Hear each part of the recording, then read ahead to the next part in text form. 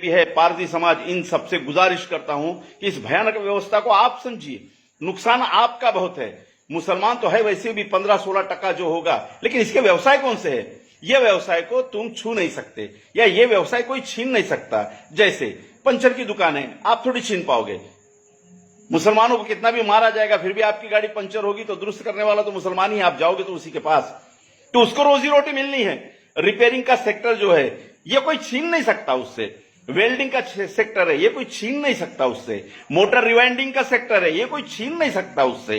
क्योंकि इतना बड़ा 130 करोड़ का देश, इसमें मोटरें तो खराब होगी, इसमें इंजन तो खराब होगा, इसमें इलेक्ट्रिसिटी तो फ्यूज होगी, इसमें तो वायर जलेगा, इसमें तो फ्रिज खराब होगा, इसमें तो वॉशिंग मशीन खराब होगी, इसमें तो आपका मिक्सर खराब होगा, मोटरसाइकिल आपकी खराब होगी, आपका ट्रैक्टर खराब होगा, आपको चिकन खाने का मूड होगा, आपको सस्ती बिरयानी खाने का मूड होगा, आपको सस्ते कपड़े लेने का मूड होगा, आपको बढ़िया कारागिरी अपने घर में करने का मूड होगा, है ना? आपको पीओपी करनी होगी, आपको टाइल्स बिठाने होंगे, आपको दरवाजे बिठाने होंगे।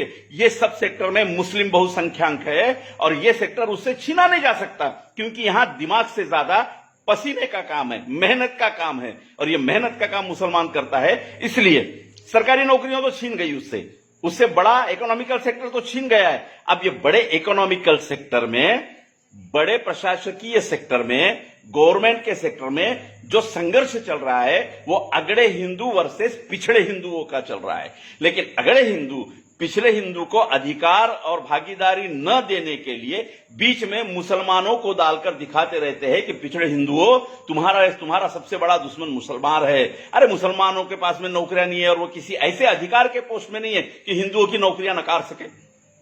वो ऐसे बैंकिंग पोजीशन में नहीं है कि हिंदुओं का लोन नकार सके।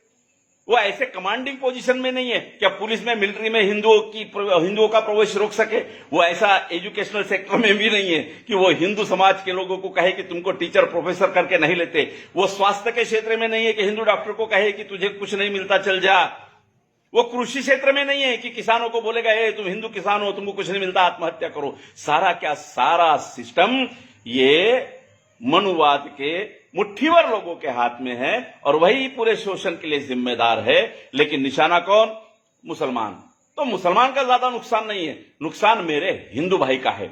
और ये हिंदू अगड़े वर्णवाद के वर्णश्रेष्ठी और वर्णवाद में पिछड़े हुए शूद्र मेरे हिंदू भाई, इनका जो संघर्ष है, इसके बीच में मुसलमानों को जबरदस्ती डालकर उनको विलन बनाकर पिछड़े हिंदुओं का शोषण किया जा रहा है। इससे इस समाज में बड़ा प्रॉब्लम 2019 में दिखाई देता है कि अर्थव्यवस्था तहस नहस हो गई। यह अर्थव्यवस्था तहस नहस होने की वजह भी यही संघर्ष है। यह संघर्ष से ग्रामीण क्षेत्र का रोलिंग रुक जाता है। मॉब लिंचिंग से केवल एक आदमी की मौत नहीं होती है, वो पूरा एरिया दहशत में आता है। बैल बाजार खत्म हो गए, बैल बाजार ठप हो गए। ये बैल बाजार केवल मुसलमानों के नहीं थे, कुनबी और किसानों की अर्थव्यवस्था इस बैल बाजार पे चलती थी। आज पूरे साल में गोवंश जो खेती के काम का नहीं होता है उसका 30 से 35% निकालना पड़ता है मार्केट में। ये 30 से 35% जो मेरे किसान भाई है, हिंदू भाई, उनका वो गोवंश है जो खेती के काम का नहीं है। उसे बेचकर ही वो नए खेती के उपयोग में आने वाले जानवरों को खरीदता है। लेकिन वो पूरा क्या पूरा मार्केट ठप पड़ा है। जो चमड़ा 700-800 रुपए में जाता था, आज 20 रुपए में भी कोई नहीं लेता है। आज कुर्बानी के बाद में मुसलमानों ने पूरे चमड़े दफना दिए, लेकिन मरा कौन? मुसलमान नहीं मरा मेरा माजगी भाई जो सस्ते चप्पल बनाता था, मेरा चमार भाई, मेरा मोची भाई मरा। ये सारे हिंदू फोल्ड में आते हैं। तो समझ लीजिए इस देश में मुसलमानों पर अगर मुट्ठी भर मनुवादी हिंदुत्ववादी हमले करते हैं और आप इसको नहीं समझते हो और आप भी मुसलमानों को दुश्मन की नजर से देखते हो या उनको बचाने के लिए नहीं आते हो, आप मॉब लिंचिंग में और मुसलमानों पे होने वाले हमलों के बीच अगर मुख्य दर्शक बने रहते हैं, तो आप ये समझ लीजिए कि भारतीय संविधान में जो हक और अधिकार की बात तमाम पिछड़ों के लिए की गई है, उसका भुगतान सबसे ज्यादा मेरा हिंदू भाई भुगतेगा।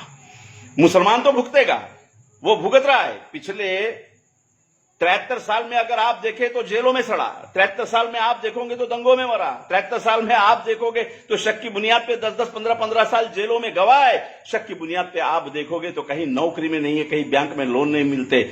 मरा नहीं, जिंदा है। क्योंकि वो पसीना बहाना जानता है, वो मेहनत करना जानता है। और जिस बिजनेस सेक्टर में ये है, अरे भंगार की दुकानों से उठे उसे क्या हटा पाओगे? तुम लगाना चाहते हो भंगार की दुकान, लगाइए। तुम गली गली घूमकर ब्रेड बेचना चाहते हो, बेचिए। तुम गली गली घूमकर रद्दी जमा करना चाहते हो, कीजिए। तुम रिक्शा खींचना चाहते हो, खींचिए। तुम ऑटो में पूरी जिंदगी बिताना चाहते हो, बिताइए।